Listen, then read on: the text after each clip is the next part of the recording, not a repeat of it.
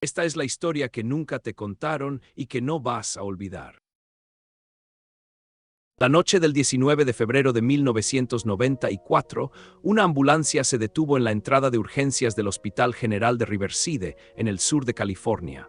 Las luces rojas y azules parpadeaban contra el hormigón beige del edificio. En la camilla iba una mujer de 31 años, delgada, consumida por el cáncer. Se llamaba Gloria Ramírez. Tenía un cáncer de cuello de útero avanzado. Estaba confundida, el corazón le latía acelerado, la presión arterial se le desplomaba. Debería haber sido una urgencia rutinaria: estabilizar, tratar, trasladar. En cambio, en los minutos siguientes, la sangre de esta mujer liberaría algo al aire de aquella sala que tumbaría al suelo a 23 miembros del personal del hospital. No es una leyenda urbana, no es un mito médico. Está documentado en los informes oficiales del condado de Riverside, en los registros del forense y en las declaraciones juradas de los propios trabajadores que cayeron. Esa noche, en una sala de urgencias cualquiera de California, la sangre de una paciente se convirtió en un arma. Nadie en aquella sala tenía motivo alguno para sospechar lo que estaba a punto de ocurrir. No había aviso, no había precedentes, no había nada en ningún libro de texto médico capaz de explicar cómo la sangre de una paciente podía convertirse, literalmente, en un arma química. Los médicos estaban preparados para lo peor que la medicina de urgencias puede ofrecer: infartos masivos, traumatismos múltiples, sobredosis, heridas de arma blanca. No para esto, para algo que parecía salido de una película de ciencia ficción o de un manual de guerra química soviético. Y sin embargo ocurrió. Ocurrió bajo luces fluorescentes ordinarias, con personal ordinario, con equipamiento ordinario, en una ciudad ordinaria. Y después de aquella noche, ningún servicio de urgencias en Estados Unidos volvería a ser exactamente el mismo. Cuando la enfermera le extrajo sangre, notó algo extraño.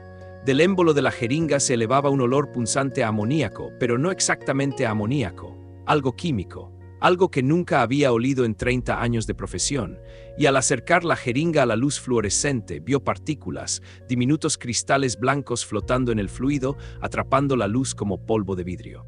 Levantó la jeringa para mostrársela al médico residente de guardia, abrió la boca para decir algo, y entonces se desplomó. La sangre, todavía en la jeringa, cayó al suelo junto a ella.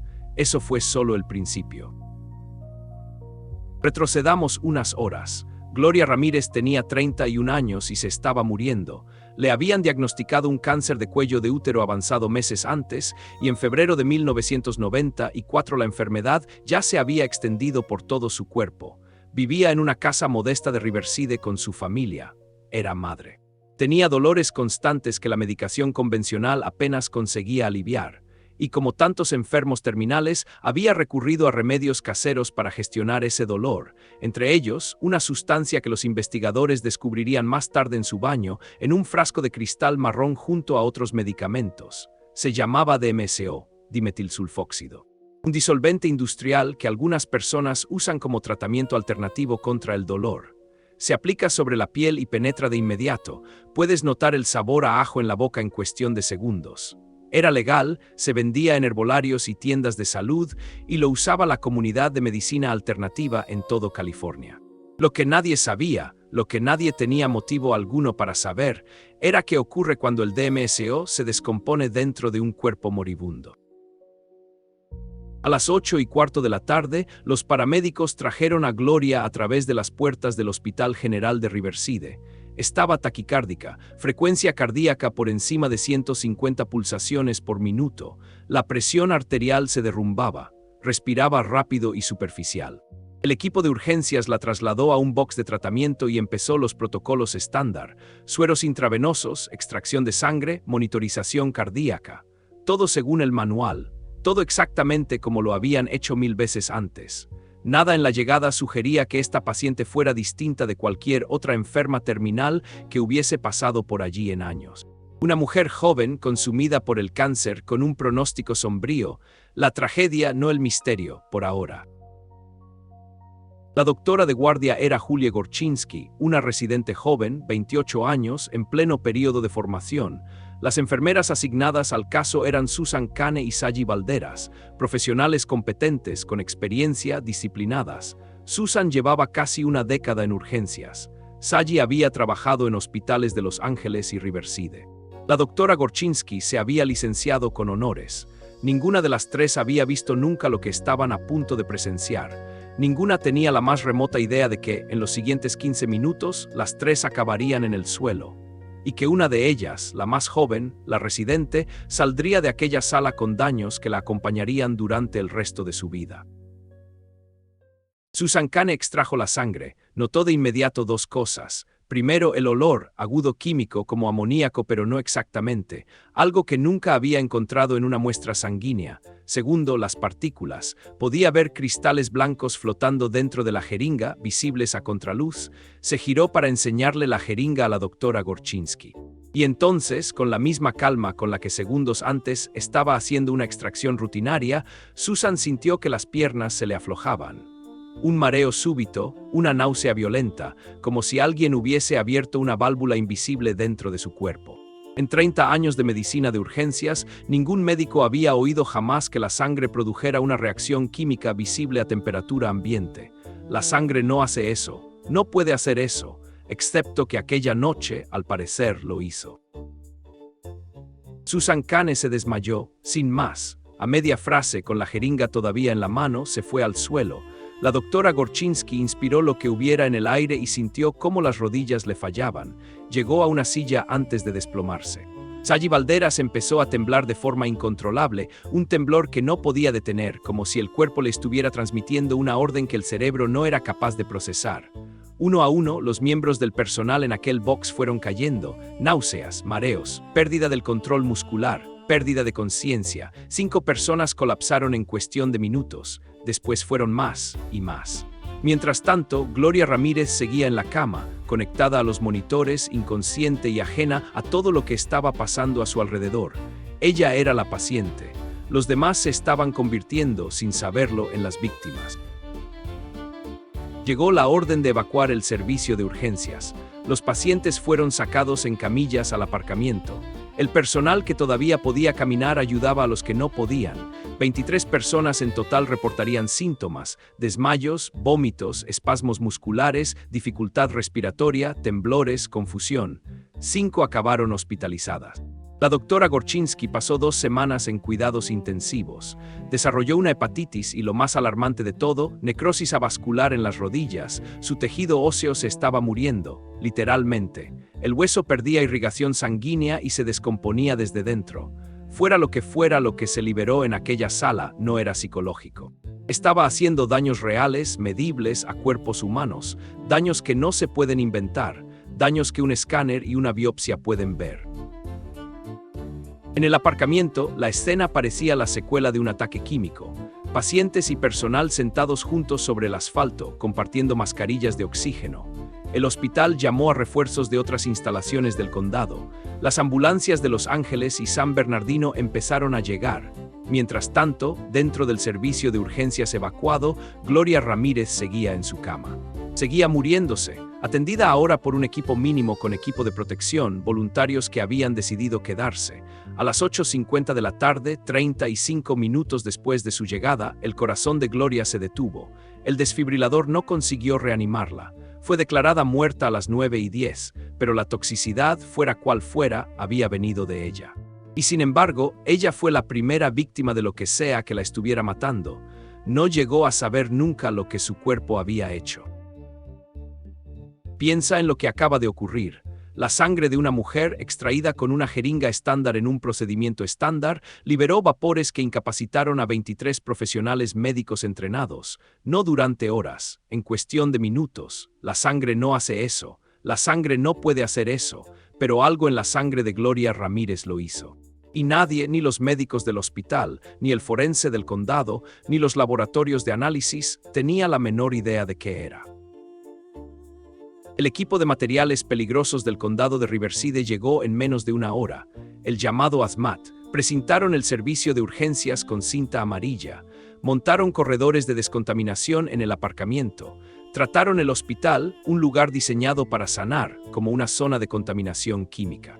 Tres figuras embutidas en trajes de protección de nivel A amarillos, completamente herméticos, con equipos autónomos de respiración, se prepararon para hacer algo que no se había hecho nunca antes en la historia del forensismo norteamericano: una autopsia en condiciones de materiales peligrosos. Una autopsia Hazmat, como si el cadáver de Gloria Ramírez siguiera siendo él mismo un arma. La autopsia se practicó en condiciones Hazmat, algo que la oficina del forense de Riverside no había hecho jamás. Los patólogos llevaban trajes completos de protección química, pantallas faciales, equipos de respiración autónoma. Se tomaban muestras de aire de forma continua. Cada fluido extraído del cuerpo de Gloria era tratado como una potencial arma química. Lo que encontraron fue, digámoslo con franqueza, desconcertante. El cáncer estaba avanzado, como era esperable. Los órganos mostraban el deterioro previsible de una enfermedad terminal. Pero la sangre que había vaciado de personal una sala entera, no mostraba nada fuera de lo común en las pruebas toxicológicas estándar. Como si la sustancia que había matado a Gloria, o que había envenenado al personal, se hubiera evaporado antes de que las pruebas pudieran atraparla. Las muestras se enviaron a laboratorios de toda California. El Laboratorio Nacional Lawrence Livermore, la instalación de investigación de armas nucleares de Estados Unidos, analizó la sangre. Varios laboratorios independientes hicieron paneles toxicológicos. Los resultados fueron contradictorios e incompletos. Algunos laboratorios detectaron compuestos traza, otros no encontraron nada. Las muestras se habían contaminado por el propio proceso de descontaminación Hazmat. Los agentes químicos usados para limpiar la sala se habían mezclado con las muestras. La evidencia se degradaba y el reloj corría. Cada hora que pasaba, la posibilidad de identificar la sustancia disminuía. Los investigadores estaban literalmente viendo cómo se les escapaba el caso entre los dedos. Cada vez que pensaban haber encontrado algo, resultaba ser un contaminante del propio proceso de limpieza. Perseguían sus propias sombras. Los protocolos diseñados para protegerlos estaban destruyendo las pruebas. La oficina del forense del condado de Riverside publicó un informe preliminar que fue, francamente, insultante. La conclusión oficial: histeria colectiva. 23 trabajadores hospitalarios, incluida una doctora que había pasado 2 semanas en cuidados intensivos con daño orgánico medible, fueron informados de que se habían puesto enfermos ellos mismos a base de pánico colectivo, que todo había sido psicosomático, que habían inhalado el miedo del compañero de al lado como si el miedo, y no una sustancia química, fuera contagioso. Los medios de comunicación se lanzaron sobre la historia. Los periódicos locales titulaban sobre histeria masiva en urgencias. El personal del hospital estaba furioso. Algo real había ocurrido en aquella sala. Sus cuerpos tenían la prueba. Y la institución a la que habían servido, el condado para el que trabajaban, les estaba diciendo en la cara que se lo habían inventado. La doctora Gorchinsky, desde su cama de hospital, les dijo a los periodistas que ella no se había imaginado sus síntomas. Su hígado estaba dañado, sus huesos se estaban muriendo. La histeria colectiva no provoca necrosis avascular. Algo químico había entrado en su cuerpo aquella noche, y ella pasaría años intentando demostrarlo. Era una mujer joven, 28 años, doctora sana, corriendo maratones los fines de semana. Ahora le tenían que operar las rodillas. Necesitaba un bastón para caminar. No podía pasarse muchas horas de pie. Su carrera en urgencias, la especialidad que había elegido, estaba en peligro. Yo era una doctora sana de 28 años, le dijo a un periodista del Los Angeles Times. Ahora tengo las rodillas destrozadas, el hígado dañado, y me dicen que me provoqué a mí misma un fallo orgánico por pánico. Eso no es medicina, eso es un encubrimiento. Cuando los laboratorios convencionales fracasaron, el caso escaló hasta el Lawrence Livermore National Laboratory, una instalación federal de investigación nuclear en las colinas del norte de California. El mismo laboratorio donde se diseñan las armas nucleares del Pentágono. Livermore tenía el equipamiento de química analítica más avanzado del país, originalmente diseñado para detectar armas químicas y materiales nucleares. Ahora ese equipamiento se iba a usar para analizar la sangre de una mujer de 31 años de Riverside, una mujer muerta, una madre, una paciente de cáncer, y el equipo de Livermore encontró algo que no debería estar allí. Algo que, si estaba en lo cierto, reescribía por completo lo que los médicos creían saber sobre la química del cuerpo humano. El equipo de Livermore propuso una teoría. Empezaba con el DMSO, el disolvente industrial que Gloria había estado usando para gestionar su dolor. Cuando se aplica sobre la piel, el DMSO se absorbe rápidamente en el torrente sanguíneo. Dentro del cuerpo de Gloria, en fallo multiorgánico bajo en oxígeno, devastado por el cáncer, inundado de residuos metabólicos, el DMSO podría haber sufrido una transformación química, primero a dimetilsulfona, y luego, bajo las condiciones extremas de la desfibrilación y el colapso orgánico, a dimetilsulfato. El dimetilsulfato no es una medicina, es un arma química, un agente nervioso. Fue evaluado como arma de guerra durante la Primera Guerra Mundial, clasificado junto con el gas mostaza y el fosgeno. Ataca el sistema respiratorio, los ojos, la piel, puede matar en espacios cerrados. Y según la teoría de Livermore, el cuerpo moribundo de Gloria Ramírez lo había fabricado por accidente a partir de un remedio casero. Un disolvente industrial, procesado por un cuerpo humano en fallo terminal, se había convertido en un agente nervioso. La sangre de Gloria se había convertido, literalmente, en gas de guerra, en su propia sala de urgencias, rodeada de personal indefenso. Si has llegado hasta aquí, suscríbete al canal, porque te prometo que lo peor aún no ha pasado. No todo el mundo se convenció. Los críticos señalaban que la vía DMSO a agente nervioso nunca se había demostrado fuera del laboratorio. Las condiciones requeridas, niveles específicos de oxígeno, temperaturas concretas, concentraciones particulares, parecían improbables dentro de un cuerpo humano real. La explicación original de la histeria colectiva, humillante como era, no podía descartarse por completo. Y las muestras contaminadas significaban que los hallazgos de Livermore no podrían verificarse de forma independiente jamás. La comunidad científica se dividió. Algunos investigadores publicaron artículos apoyando la teoría de Livermore. Otros la desmontaron punto por punto en revistas médicas de primera línea. La verdad, fuera cual fuera, quedó atrapada en algún lugar entre la química y la psicología, entre la hipótesis elegante y el dogma institucional. En el ruido de la investigación, una voz quedó casi totalmente ahogada, la de la familia de Gloria. Habían perdido a una madre joven por un cáncer, la habían visto sufrir durante meses, y después habían visto cómo su muerte se convertía en un espectáculo, no en torno a quién había sido ella, sino en torno a lo que había hecho su cuerpo. Sus hijos crecieron sabiendo que su madre era la dama tóxica, un nombre de tabloide que reducía una vida humana a un episodio químico, un apodo que la convirtió en monstruo incluso antes de que nadie pudiera explicar por qué.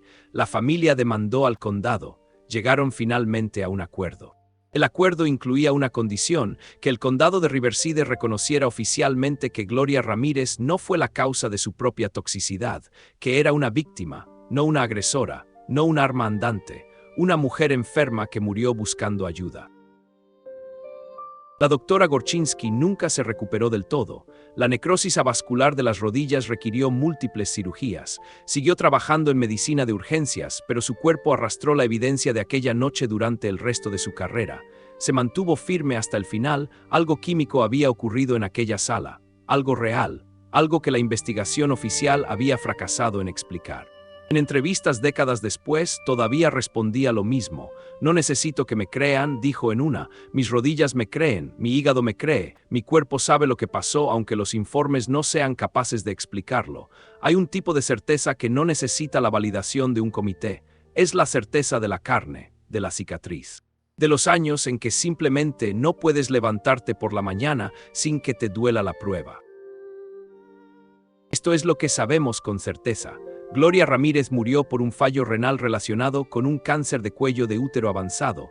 23 trabajadores del hospital se pusieron enfermos tras la exposición a su sangre. Al menos uno sufrió daños orgánicos permanentes. La sangre tenía un olor inusual y partículas visibles. Todo lo que va más allá de esos hechos es teoría. La explicación del DMSO es la más convincente. Proporciona un mecanismo, una vía química y una coincidencia con los síntomas, pero nunca se ha demostrado. Nunca se ha replicado, y puede que nunca se replique. Porque las condiciones para producir el agente nervioso requerían, probablemente, algo único, un cuerpo moribundo muy específico, una química interna muy específica, un momento muy específico. Gloria no era una paciente reproducible, era una persona, una única persona, y lo que pasó en su cuerpo, sea lo que sea, puede que no vuelva a pasar jamás. El caso de la dama tóxica cambió los protocolos de los servicios de urgencias en todo Estados Unidos. Los hospitales instalaron mejores sistemas de ventilación. Los procedimientos de respuesta ante exposiciones químicas se actualizaron. La formación ADMAT se convirtió en estándar para el personal de urgencia. La muerte de Gloria Ramírez y el misterio que creó hicieron los servicios de urgencias más seguros para millones de personas que jamás conocerán su nombre. Es una forma extraña de legado, no elegida, involuntaria. Una mujer que simplemente vino a morir a un hospital y que al morir enseñó a todos los hospitales del país cómo sobrevivir a lo inimaginable. Gloria Ramírez fue enterrada en Riverside. Su lápida no menciona la toxicidad, ni el DMSO, ni las 23 personas que cayeron al suelo. Dice su nombre, dice sus fechas, 1963, 1994, y alguien, su familia, quizás sus hijos ya adultos, sigue llevando flores. En el cementerio verde de la California cálida, bajo el sol dorado de la tarde, Gloria descansa igual que cualquier otra madre, cualquier otra hija, cualquier otra mujer que murió demasiado joven. El apodo de los tabloides, la dama tóxica, no aparece en ninguna parte. Aquí es solo Gloria. La historia del mundo no le dio nunca el derecho a ser solo Gloria, pero la historia de su familia sí. Confiamos en nuestra sangre. Confiamos en que el cuerpo que arrastramos por el mundo es predecible, conocible, seguro. La historia de Gloria Ramírez es un recordatorio de que la química que llevamos dentro no siempre está bajo nuestro control, de que a veces la sustancia más peligrosa de un servicio de urgencias es el paciente, no porque sea malo, no porque quiera hacer daño, sino porque lo que le está pasando en la sangre, en los órganos, en la frontera invisible entre lo vivo y lo químico, puede, en circunstancias muy concretas, cruzar una línea que ni siquiera la medicina sabía que existía. Piensa en el disolvente en el frasco marrón del baño. Piensa en los medicamentos que usamos sin preguntarnos qué ocurre cuando se descomponen. Piensa en todas las sustancias que nuestros cuerpos modifican, reordenan, transforman cada día. La mayoría del tiempo el cuerpo sabe lo que hace. La mayoría del tiempo la química interior funciona. La mayoría del tiempo. Gloria tenía 31 años cuando murió. Era madre, estaba enferma. Vino a un hospital buscando ayuda. Una mano enguantada levantó una jeringa a la luz fluorescente y vio cristales blancos flotando dentro. Y durante 15 minutos, en una sala de urgencias cualquiera del sur de California, la frontera entre la medicina y la guerra química se desdibujó por completo. Nadie supo nunca qué pasó exactamente. Nadie pudo demostrarlo. Nadie pudo replicarlo.